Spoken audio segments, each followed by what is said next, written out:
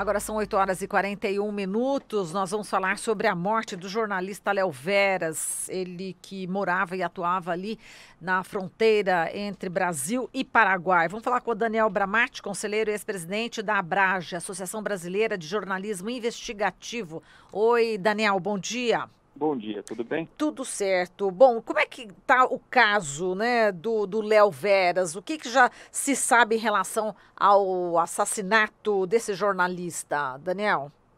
Bom, Léo Veras é um jornalista brasileiro, ele atuava na fronteira, escrevia em português para um site chamado Ponta Porã News, só que o crime foi cometido do outro lado da fronteira, ele foi cometido dentro do território paraguaio, né? A gente sabe que a cidade ali tem uma avenida que divide os dois países e a casa dele ficava do lado paraguaio.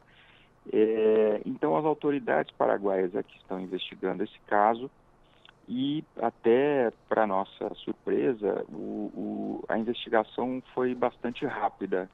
Já tem pessoas presas, já tem suspeitos presos e existe por parte do equivalente da Procuradoria do Ministério Público paraguaio, né? Existe uma hipótese, né, uma tese de que o crime foi encomendado por líderes do PCC, a facção criminosa que atua também ali naquela região. Certo. E, Daniel, está cada vez mais perigoso exercer a profissão de jornalista aqui no Brasil. A gente teve também o caso onde o próprio presidente da República, né, faz insinuações contra a jornalista Patrícia Campos Melo, da Folha de São Paulo. Está cada vez pior aqui a atuação, né, difícil de atuar no Brasil de hoje, não é isso, Daniel? Os jornalistas hoje no Brasil, eles estão submetidos à violência em diferentes escalas, né? Tem pessoas que atuam em áreas de alta criminalidade que são que são alvo de violência física, né? São alvo de ameaça e às vezes até de violência consumada, como no caso desse assassinato e de outros que a Abrage já investigou. E também tem a violência simbólica, né? A violência que vem pelas redes sociais, a violência de colocar em dúvida a sua reputação.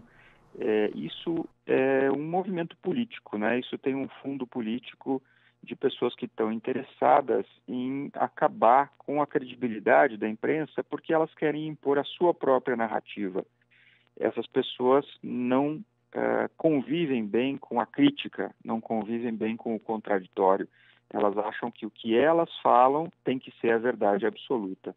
E o jornalismo está aí para dizer que não, né? Para dizer que, peraí, isso que o governante está falando não condiz com aquilo outro. Ele está falando isso hoje, mas ele falou outra coisa diferente antes. O jornalismo tem esse aspecto crítico, isso é inerente à nossa profissão e isso incomoda os poderosos, né? E, Daniel, em relação ao número de mortos e ataques contra jornalistas, os números são alarmantes, Daniel?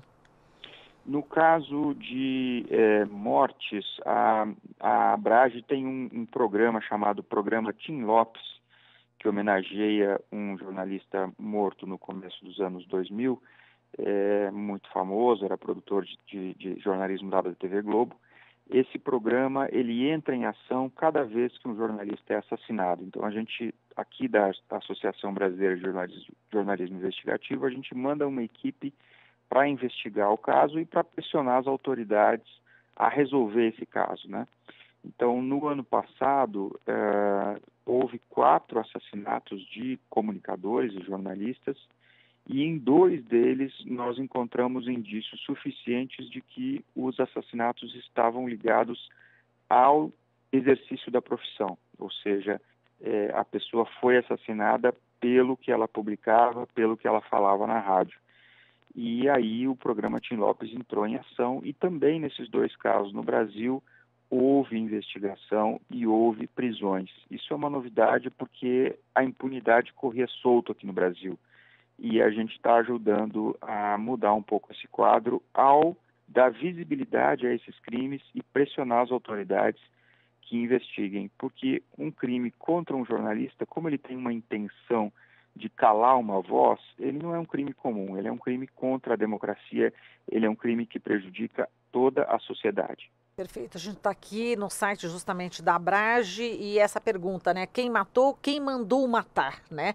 E tem aqui quem mandou matar Gleidson Carvalho, quem matou e quem mandou matar Djalma Santos, quem mandou matar Rodrigo Neto e Wagner de Carvalho. É bom, enfim, é uma infinidade aqui de casos, né? Que vocês já estão apurando e já apuraram e a gente só resta realmente parabenizar a Abrage por essa atitude, né?